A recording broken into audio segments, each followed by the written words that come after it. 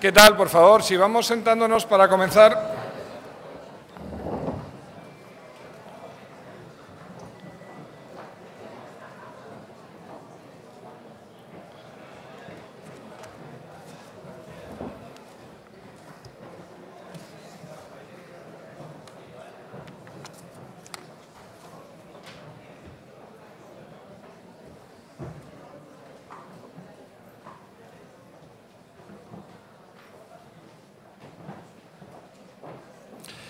¿Qué tal? Recordar, brevemente lo que he comentado antes, que tenéis todos este gráfico, la pegatina verde con el dibujo este negro, que si lo pasas con el smartphone das acceso a cada una de las preguntas que se está haciendo y cuando acaben las preguntas, que estará abierto hasta las 7, pues si envías las 7 preguntas, puedes ir el año que viene a la conferencia de Riesgo País en COFAS, que yo creo que merece bastante la pena, es muy interesante. Bien, tenemos ahora el último panel de ponentes. Es interesante porque son 3 magníficos ponentes y dentro de una hora estamos fuera. Así que una de las cosas que vamos a hacer es pasar con Federico Steinberg, el investigador principal de Economía y Comercio Internacional del Real Instituto Elcano. Muchas gracias, Federico.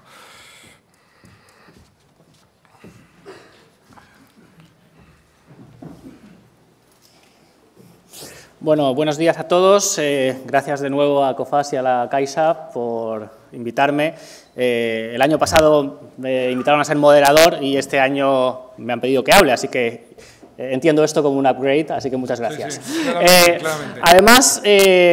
bueno, yo tenía planteado este tema de la inserción internacional de la economía española después de la crisis, pero no quería hacer una visión economicista, aunque voy a poner algunos datos que además he visto que ya se han comentado esta mañana, así que voy a pasar algo más rápido por ahí,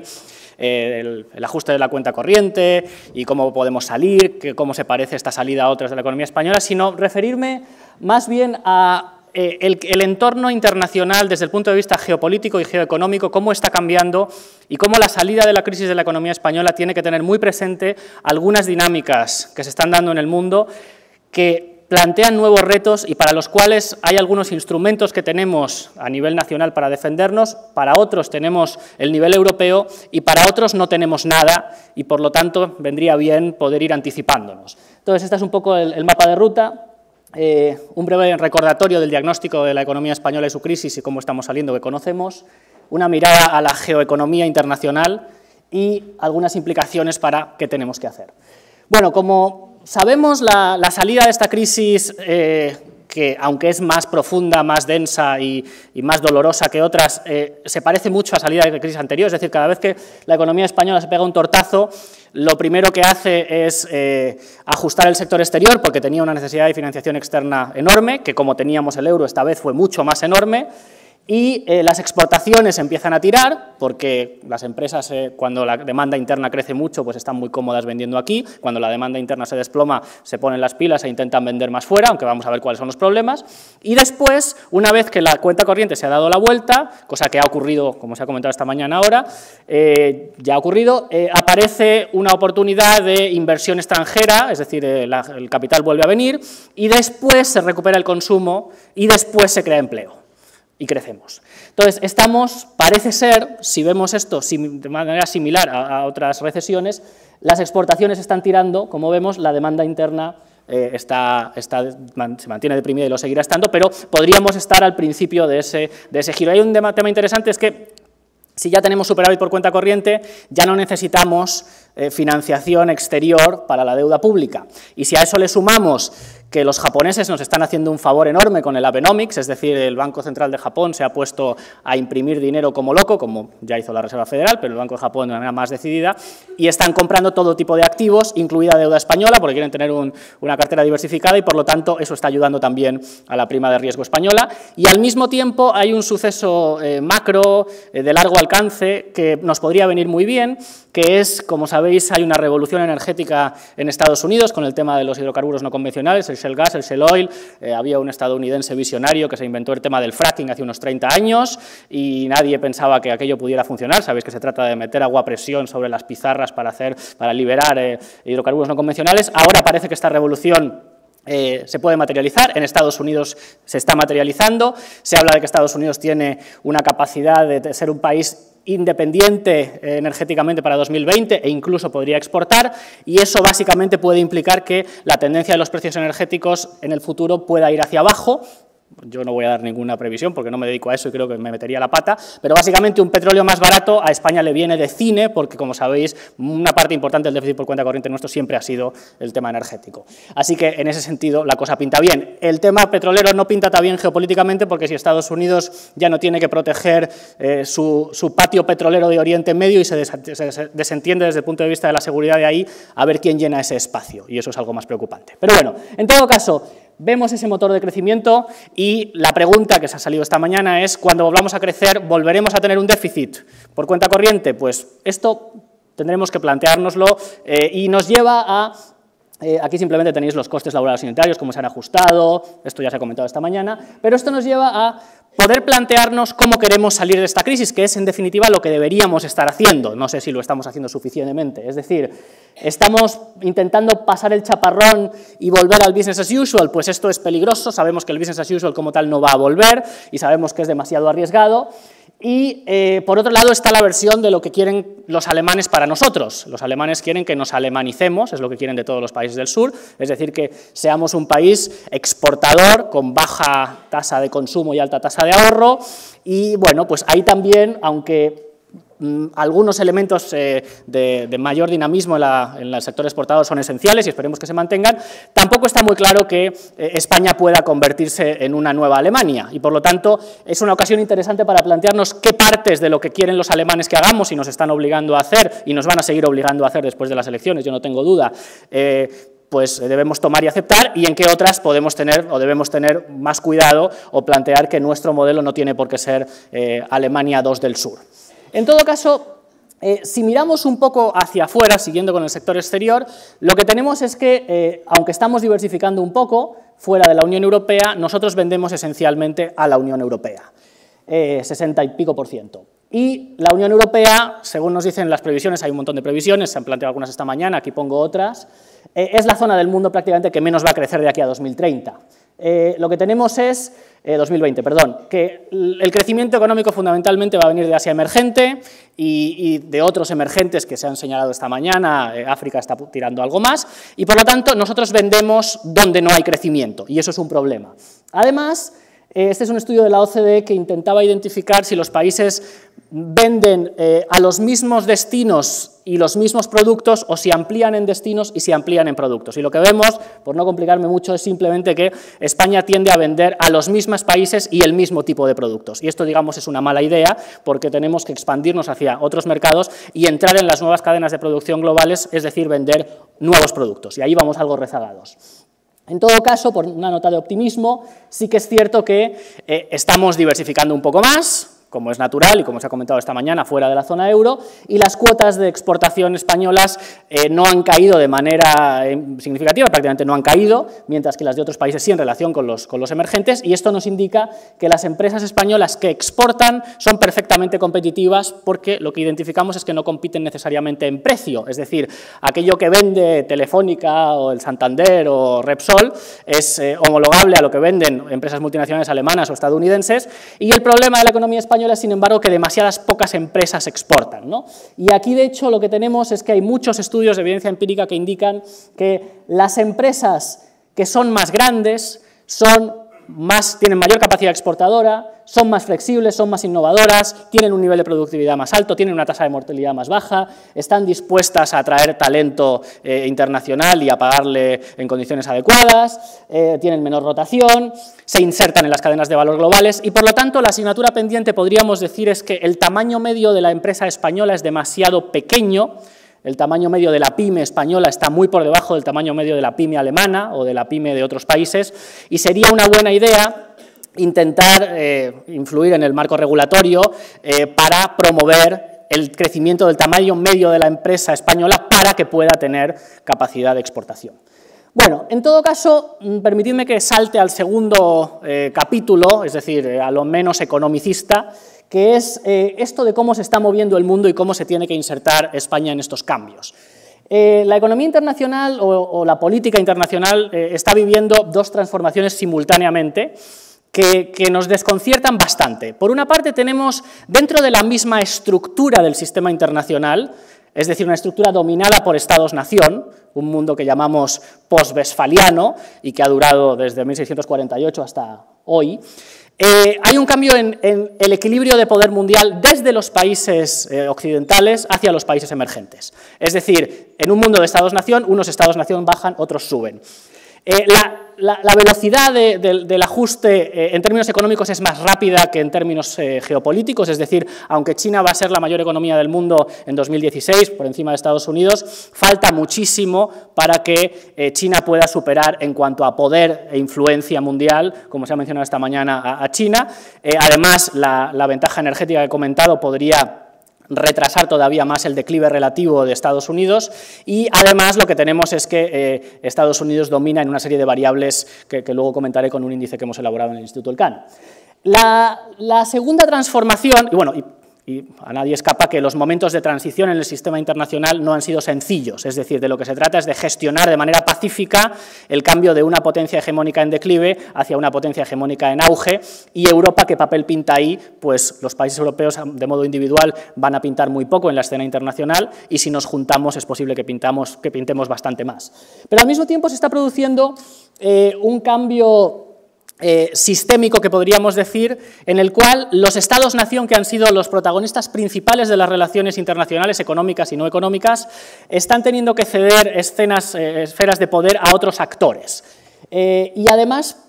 a otros actores que son novedosos y tenemos difícil articular cómo se comportan. Son actores no estatales, es el proceso que se llama de difusión del poder en el escenario internacional, y hablamos de mercados, instituciones supranacionales, redes sociales, empresas multinacionales, por supuesto, organizaciones no gubernamentales, es decir, otros tipos de actores que hacen que la gobernanza económica internacional o la gobernanza internacional en términos más generales plantea una serie de retos que no son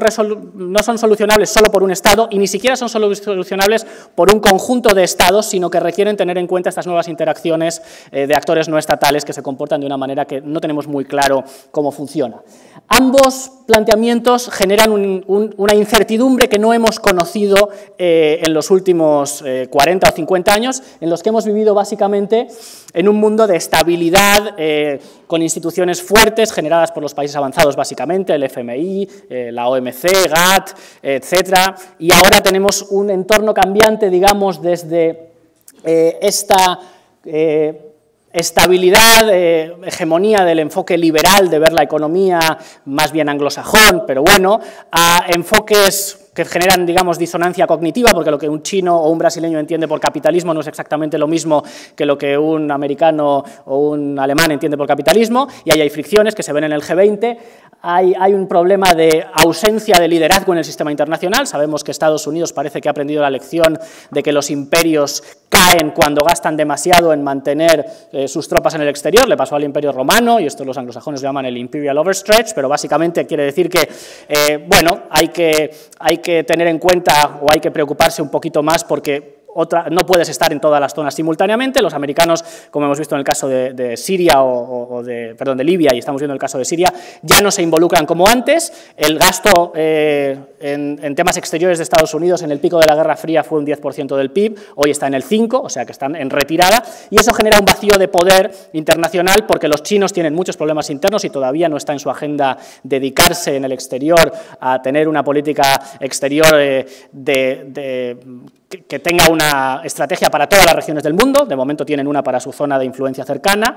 Curioso es, por ejemplo, que hasta el año pasado no tenían un portaaviones. Tú tienes un portaaviones cuando tienes deseo, capacidad y necesidad de mandar una cantidad de tropas importante a un mar lejano. Los chinos de momento no lo tenían en la agenda, los americanos sí lo tienen, y por lo tanto tenemos esta situación de falta de liderazgo en la escena internacional, instituciones algo caducas y necesidad de reformarlas, pero sin ninguna capacidad clara de cómo lo vamos a hacer. Y esto está dando lugar, además, a una creciente rivalidad geoeconómica, que podríamos decir, donde la mayoría de los estados están utilizando, sobre todo los emergentes, la política, como en el viejo mercantilismo, hoy podríamos llamar neomercantilismo, de vincular poder económico con poder político de la mano de utilizar mecanismos que no son de mercado para asegurarse bien acceso a los recursos, bien contratos, bien tecnologías, etc. Y este es un escenario, digamos, donde las reglas que nos habíamos dado ya no funcionan tan bien. Todavía siguen funcionando, pero sabemos que la OMC está de capa caída, en el FMI hay tensiones sobre la gobernanza y el reparto de poder, y algunas de estas potencias están planteando nuevos organismos institucionales para dirimir esos problemas. Y este es un tema que va a estar con nosotros durante los próximos 10 o 20 años y que genera incertidumbre. Podría generar, y está generando, mayores conflictos económicos, y esto es algo que si solo se queda ahí, pues bienvenido sea, porque el tema, como digo, es no saltar a problemas más allá, que podrían ser en el campo militar. Además, tenemos tres cambios de gran calado que se están produciendo, que tenemos que entender para ver cómo se está moviendo el panorama internacional. Primero, un envejecimiento de la población significativo, especialmente en Occidente, sobre todo en Japón, y también en China, que tiene un problema con la política del hijo único y a partir de 2020-2025 va a tener enormes problemas para mantener su nivel de crecimiento. La gran pregunta es si China será antes rica o vieja, porque mantener una sociedad envejecida sin una red de protección social es complicado, sobre todo, además, no siendo una democracia. Segundo, una creciente desigualdad de la renta dentro de los países, de todos, tanto de los emergentes, porque algunos en esos países están creciendo, algunas partes de la sociedad están creciendo mucho y otras no, genera aumento de desigualdad, como en los países avanzados, y la crisis, la gran recesión ha agudizado esto, en España no hay que explicarlo, y esto genera tensiones y problemas de deslegitimación de los sistemas políticos. Y por último, y paralelamente a esto, lo que se llama la emergencia de las nuevas clases medias, es decir, de que cada vez más personas en emergentes, con grandes poblaciones, alcanzan un nivel de renta en el cual se lanzan a la sociedad del consumo, es decir, televisión uno tiene antes prácticamente de tener una capacidad de consumo superior a los 1.000 euros, porque la televisión realmente se ha generalizado mucho más, incluso en países de África subsahariana, pero comprarse la lavadora, la tostadora, el microondas y luego el coche, eso es algo que uno hace a partir de los $3.000 de renta per cápita, ya hay muchos países que están ahí. Y eso es algo que es muy apetecible para un gran número de empresas que ven que tienen los mercados ya maduros en los países occidentales, pero tienen estos nuevos mercados en emergentes, pero también hay que obliga a las empresas a repensar si su consumidor objetivo es el consumidor que tenían en Occidente, que no lo es, o es alguien que quiere pagar 1.500 euros por un coche y eso lo ha generado Tata y no lo ha generado la BMW. Por lo tanto, estas tendencias también son importantes a tener en cuenta. Brevemente quería presentar cómo medimos esto. Pues en el Instituto Elcano hemos planteado lo que llamamos el índice Elcano de presencia global. La metodología está aquí. Hemos cogido unas cuantas variables económicas, militares y de poder blando, y hemos cogido una serie de países, los más importantes, y hemos dado unas ponderaciones. Si alguien tiene interés, en la página del Instituto Elcano está explicada la metodología, y llegamos a que esta es la presencia de los países en el mundo a día de hoy. Estados Unidos tiene una presencia que es más del doble de la de cualquier otro país. Esto tiene mucho que ver con que Estados Unidos sigue gastando más del doble en el gasto militar que la suma de todos los demás países del mundo juntos. Y aunque China está aumentando su gasto militar de manera considerable, todavía le falta mucho para llegar a niveles sustanciales. Vemos que España está el número 11, es decir, que está boxeando, como decimos, por debajo de su peso. Este índice nos ha servido, por un lado, para desmitificar un poco los temas de imagen subjetivos. Esto es presencia objetiva, estas son todas variables que se miden. Luego uno puede tener este peso y parecer que pinta menos en el mundo que el país número 11, que es lo que le pasa a España. Por eso lo de que boxeamos por debajo de nuestro peso. Y hay otros países que boxean por encima de su peso. Por ejemplo, Brasil, que vemos que sale más abajo, posiblemente está boxeando por encima de su peso. Es una herramienta analítica que nos sirve para identificar estas tendencias, y lo que vemos también, no lo he puesto aquí, la evolución temporal, es que los emergentes crecen a una velocidad grande y que a todos los países europeos, desde España hasta Holanda, Bélgica o incluso Francia, lo que les viene es que los vayan adelantando países emergentes en este índice o en peso de la economía. A España ya la ha pasado Brasil y México, y Rusia, pues si nos despistamos nos pasarán, o seguro que nos pasarán Corea del Sur, y Colombia, como nos despistemos mucho, igual también nos pasa. O sea que es una cuestión de ver en qué mundo nos estamos moviendo, no tener delirios de grandeza, pero entender cuáles pueden ser nuestras fortalezas. Por lo tanto, Esto me lleva un poco a qué tenemos que hacer. Pues hay, por un lado, toda una agenda de reformas estructurales que está sobre la mesa, ese es el mantra habitual de reformas. Coincido en que sí, tenemos que seguir con las reformas estructurales, no voy a entrar aquí en el debate sobre consolidación fiscal, etcétera, pero vamos, creo que está bien si nos dan más margen de maniobra para respirar con los ajustes de déficit. De todas maneras, creo que tenemos que entender que para los alemanes la austeridad no es una estrategia económica, es una estrategia política. Los alemanes saben que con la austeridad el crecimiento baja, no es que no entiendan el multiplicador keynesiano, pero consideran que como la prioridad absoluta para ellos es que el sur de Europa haga reformas estructurales y por motivos de economía política solo se hacen reformas estructurales cuando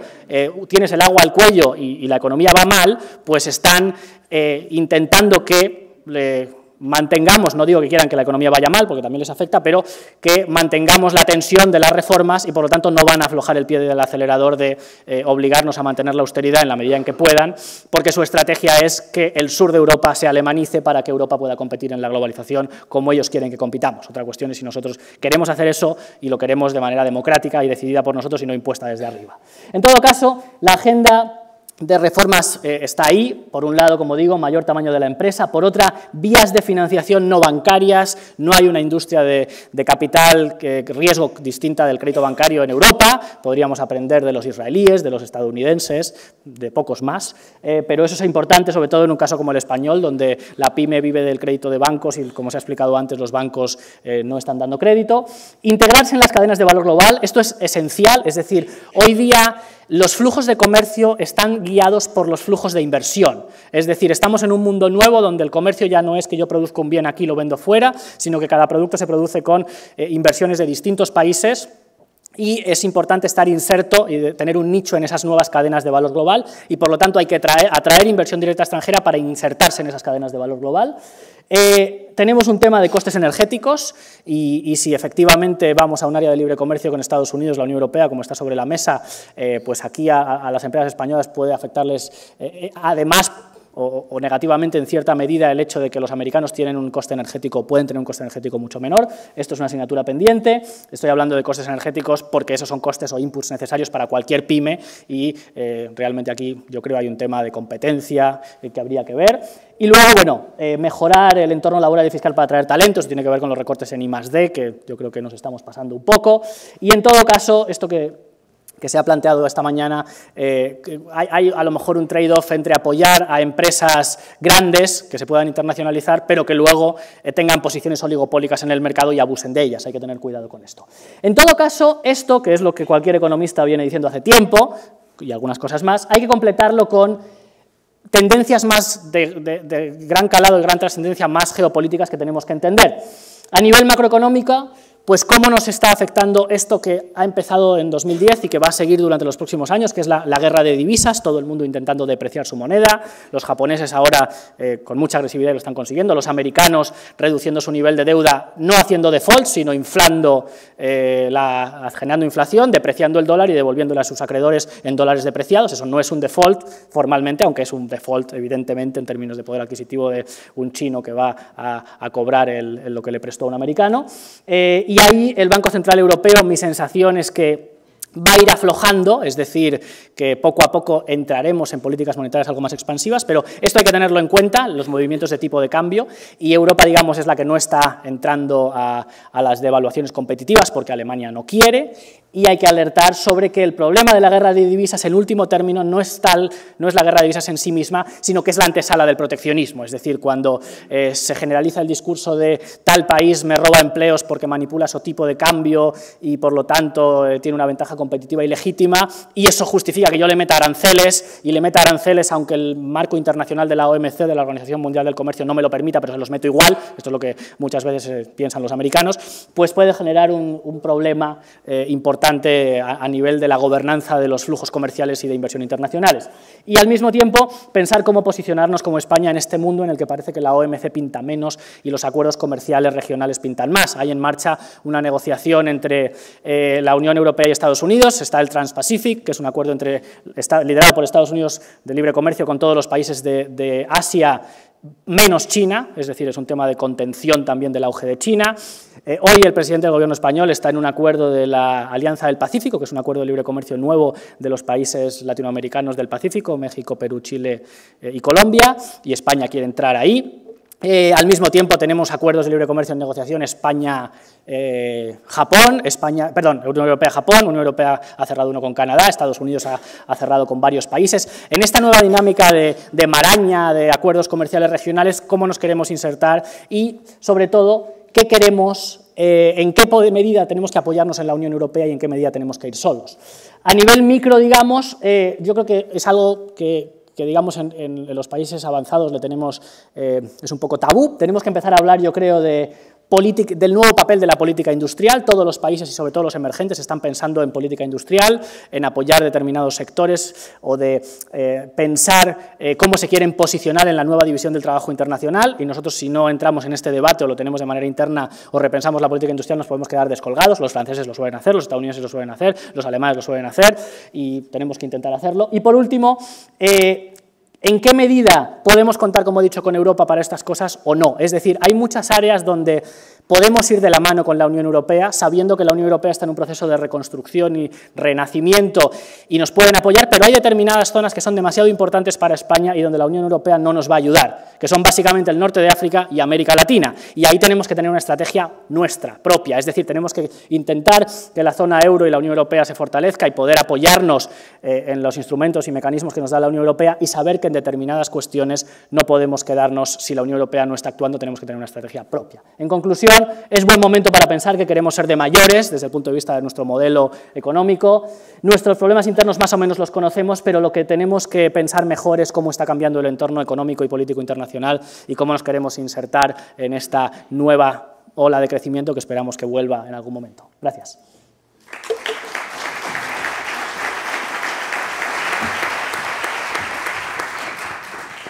Pues nada, quedan 3 preguntas. Una de las principales restricciones para que el sector exterior pueda actuar como un auténtico motor del crecimiento en España es que tenéis ahí las 3 opciones. Comentar que la ponencia ha ganado con Federico como ponente en vez de como moderador.